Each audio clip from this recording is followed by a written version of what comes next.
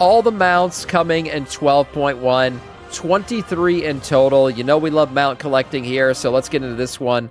Everything's dropping in 12.1 on August 11th now. Hello guys, how's it going? My name is Dal. Patch 12.1 will be officially Midnight's first seasonal content update since the launch of this expansion. And with it, it's also bringing a massive refresher for endgame activities, a bunch of sweeping class changes, but also more importantly, even more items for you to collect if you're somebody who likes the collectathon side of World of Warcraft. Especially if you love hunting down rare mounts, 12.1 is going to be a massive update for you, serving up a ton of Venom-themed rideables for you to add to your collection.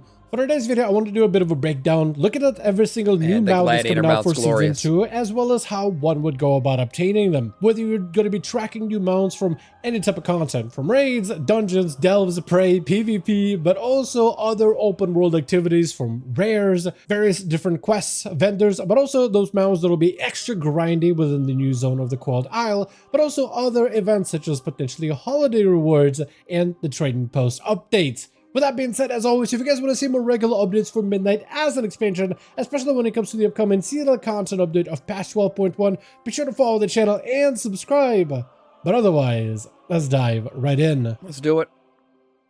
Now, when it comes to taking a look at all of the new mounts coming out in Season 2 content update, I did want to start off with the seasonal content rewards first, things like raids, dungeons, prey, PvP, and all the other seasonal activities that players will be able to grind through over time. First of all, the Mythic mount reward for defeating the final boss of Ulatech within Season 2 will be the Primeval Sky Fiend, which is a Chimera mount. Yeah, it's nice. I mean, it's a cool snake take on the Chimera mount, but it's still just the Chimera mount. I don't know if it has a unique animation. That would make it cool. Utilizes very, very similar Chimera skin, or skeleton rather, but instead it has the snake skin all over it. I like it, generally speaking. I like all the Venom stuff, and a lot of the mounts in this season are going to be very venomous. Some players weren't super happy with it because we've had Chimera mounts in the past, and this one doesn't really seem that new, quote unquote. It just seems kind of like a reskin Chimera. It does still look good. A lot of players that do enjoy snakes and snake type of like animals and mounts, you're definitely gonna. I think there was a missed opportunity because the boss has 4 heads. If they had added 2 extra heads on the Chimera mount, I'm not sure what that would have, costed them in dev time. I think that would have made this mount like one of the coolest mounts in the game. I like this patch in particular, but when taking a look at some of the other mounts in this video, in this section, you will notice that some of them actually do stand out maybe a little bit more than the Mythic mount. Some players are hoping maybe Blizzard will make a last-minute switcheroo to give something more extravagant for Mythic raiders. Crimson Venom Fang is another mount that you can get from the raid, obtained from the glory of the Venomous Abyss Raider, which essentially has you doing a variety of different achievements over in the new raid. It's actually a not bad glory mount. And essentially, this is actually a pretty good example of what players wanted for a Mythic mount. This, while it does seem like a Serpent mount, or like Mists of Pandaria Serpents, or some of the other expansion Serpents reskin, it's not quite. It's very, very similar to it. Some of the movements are kind of similar, but even some of those base animations are actually updated and unique and are new, from the flick of the tongue to the way that it turns around. It is actually an updated version, so this is one of those things the players are hoping maybe Blizzard will do a switcheroo, potentially make it something like this, or something similar to this, the new Mythic mount, though pretty sure the Mythic mount for the raid right now is set in stone. Moving on to Mythic Plus content, we have the 1% player mount. If you're somebody who is looking to get a top 1% of all Mythic Plus players from Season 1, you will be able to get Umbral Ashes, a reward, I'm pretty sure as soon as you log in to patch 12.1, or whenever Season 2 finally launches, and those seasonal rewards from Season 1 are divvied out. So this is some tech. I wonder if you gotta wait. The launch of Season 2 isn't until August 18th, so I wonder if they're going to make you wait, or will it just August 11th, the patch launches and Season 1 will already be over, so then you should be able to get it then. There's a reward that you can work on right now, but you won't really be seeing it until Season 2 content.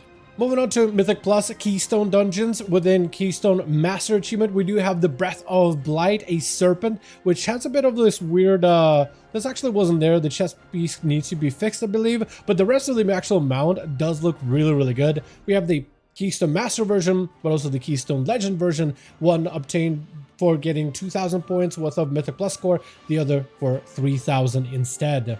Another mount that will be available directly from dungeons is actually in the These are new cool. dungeon of Tarfang. Defeating the final boss Zul'Jan on Mythic, which is Mythic 0 or Mythic Plus difficulty, has a chance, and I believe all the dungeon mounts should have about a 5% chance of obtaining the This is a cool Rising mount. Brood mount. I mean, technically, you could start farming this mount in week 1. Well, you can't really farm it, but August 11th, you can start doing Mythic Zeros, and they'll be on a weekly lockout, so you can only do each one once that week. But you could do this dungeon once, alter fangs, and try to get it. Mount definitely going to be one of those mounts a lot of players will be receiving as you're diving into Imagine week 1, you just content. get that shit. One of the more unique snake mounts because it's a bunch of snakes all coiled together. It absolutely looks sick, like a Cerberus but made of snakes. It looks amazing and definitely a mount that's easily a lot of players are excited for.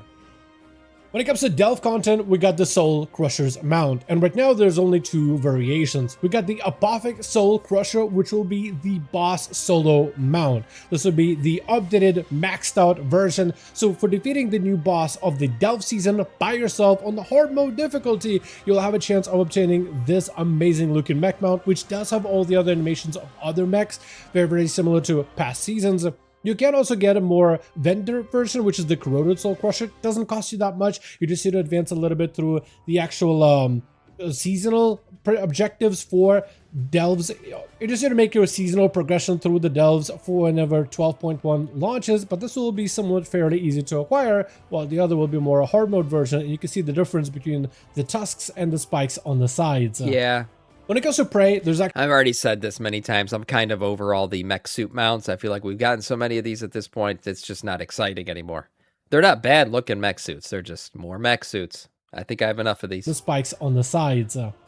When it comes to Prey, there's actually 2 mounts to obtain. One of them actually drops from a unique Nightmare boss encounter from Prey activities that for the time being seems to be farmable, and that is the Hexflame Reaver. It drops cool. specifically from the Prey boss of, or Prey target of Ral Kala, which will be some sort of a new type of an enemy with a new type of objectives and abilities for the new zone specifically, which will have its own quest line of how you'll be able to unlock the encounters within it's a cool take on the mana and eels. Eventually be able to farm them through Prey activities. So this is more of a boss drop more than anything, rather than just through Prey activities for some of the seasonal content. The other mount that you can get from Prey is the unarmored version, which is the Prey Hunter's Fury, which you'll be able to get directly from the Prey vendor from Remnants of Anguish. So this should be a fairly easy one to obtain. Moving on to PvP content, we have the brand new Gladiator mount, which is the Gore Drake. It's essentially the Gore Drake from Season 1, but instead of the blue with the blue crystals, it is venomous with it being green. So very similar to past seasons of Gladiator mounts. It is going to be a recolor, but it looks like they put in at least quite a decent bit of work behind the crystals, the animations, some of it's like from the mouth, the poison dripping from his jaws, and some of the color schemes. They wanted to make sure it looks completely different in terms of its like feel compared to Season 1 content. Definitely a fantastic addition if you are going to be grinding for it within PvP.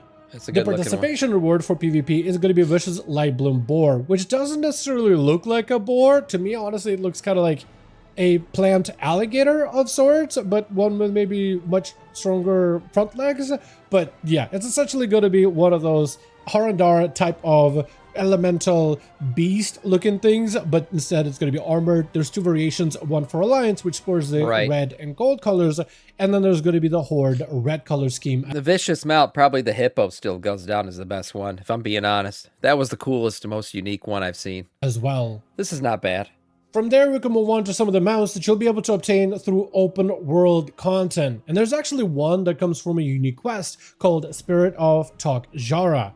It comes from the quest The Innocent Essence, which essentially has you do, which can be obtained within the vaults of Ulatek, which is kind of like almost like an open world dungeon area, but more like an open dungeon where you basically will be encountering a variety of different powerful enemies. And then there's the whole open world buff mechanic that you can develop in order to make your character more powerful for open world content. But this will be one of those unique mount rewards that comes from a quest within the open world content. Outside of this, we also do have mounts that you'll be able to collect from vendors, and both of them are going to be part of the new faction. What the hell? Why was he so big on this mount? Is this mount too small, or is he too big?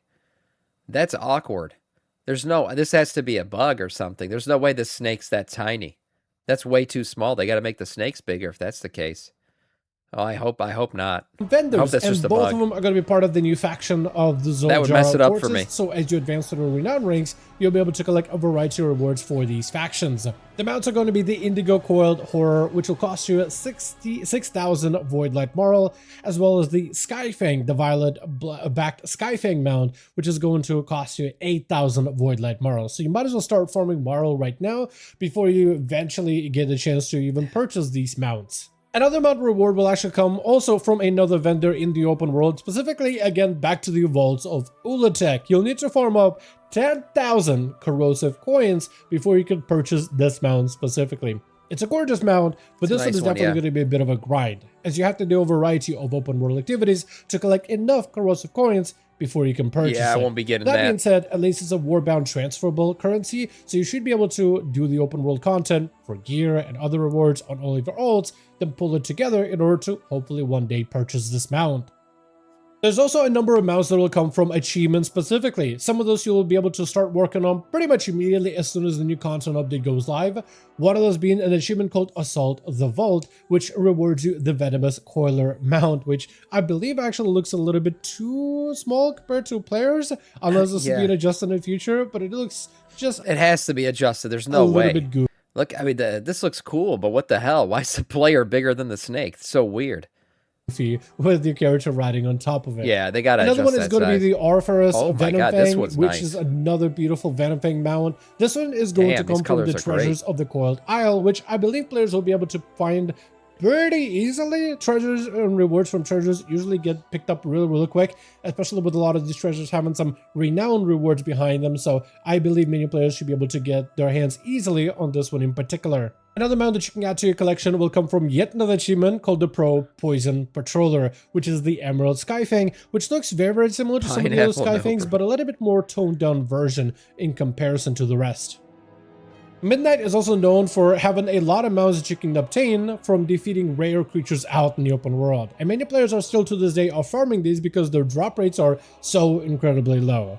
Well, if you already somehow got your collection filled out, which I imagine a handful of you maybe have, there is 2 more mounts for you to add to this collection, and those going to be rare mounts within the Coiled Isle zone. Oh, wow, look at this. The first one being the Ruby Wraith, which looks absolutely amazing. Again, the beautiful coiled snake mount. Yet another chance for you to be able to get your hands on one of those, as well as a Topaz Skyfang.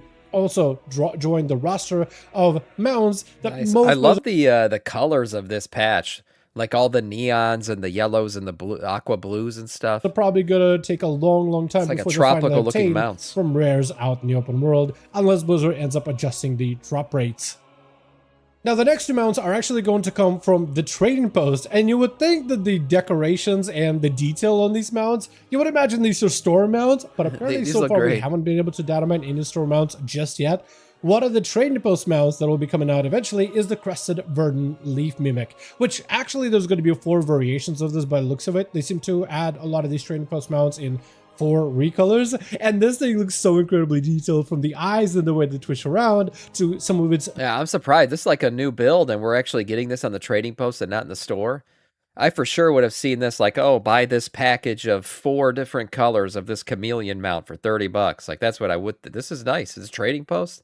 That's a trading post W. Movement, some of these animations, it does seem like actually a unique reward the players will be able to obtain. It maybe pulls some of the ideas from some of the other existing mounts and then adjust the skeleton, use the base skeleton, but then makes adjustments to make it look more unique. But it definitely is one of the more unique additions, and it's something that will be available on the trading post. Though wouldn't be surprised if they at least put 1 or 2 of these on the store at some point. Now the other mount is actually going to be the Autumn Witchwick Rider, and there seems to be also 4 of these. It's essentially yet another Hollows and Broom with a little pumpkin at the end. Likely one of these mounts will be part of the trading post, maybe 1 or more will be part of the store, but there's definitely going to be at least 1 of these over on the Hollows and... Man, this kind of makes me miss the fall. I don't know about you guys, like as I get into August and Michigan, I start to miss the fall weather a little bit. Like, it's been warm for so long now. I'm like, man, I miss that crispy air, you know, and the oranges and everything everywhere. And then I'm playing WoW in the Hollow's End shit. It's a good time. Holiday. So this is going to be a mount variation that likely will drop from multiple content. It does seem like it will be something that will likely be dropping from trading posts, or something that can be obtained from trading posts bare minimum. But again, Hollow's End will likely be yet another holiday that will be stuffing in yet another mount. The players are going to have to keep farming at day by day by day. So not only do you have the Headless Horseman mount, but there's a second version of the Headless Horseman, and now you're going to have the Witchwick Rider broom on top of it. So if you're somebody who's super unlucky with holiday mounts, hopefully this time around, this year is a much luckier year for you at the very bare minimum. With that being said, though, as always, I do want to thank all of you guys so much for watching and hope you guys did enjoy this update. If you did enjoy this video or found it informative, go ahead and give it a like, as I would very, very much appreciate it. Be sure to join our Discord community if you want to keep up with all things Midnight. Link to that is in the description of every single video we post over on the channel. Let me know your thoughts in the comment section down below. And as always, I'll see all of you guys in the next one. Nice, yeah, nice video overall, and honestly, I like the colors of all these mounts. Like, there's something very unique about all the colorways that we're getting in this patch. Let me see if I can capture some of these here. Yes, like these neons and all these different colors. I kind of like them. I'm looking forward to actually hunting down some of these mounts. Some of these actually look really cool, and obviously all the snaky boys, those are unique. I just hope that they see this one's better. See, the size, his size ratio on this one is much better than the ones that he shows later on, where he's like, just looks huge compared to the mounts. So hopefully, see, here he looks fucking huge compared to what he looks like here. So hopefully it's just like a glitch in the game, and this is the actual size is more like this. This makes more sense. Okay, that makes me feel better that we actually see a or a larger size version of this mount already. Nice mounts overall, nice cool stuff.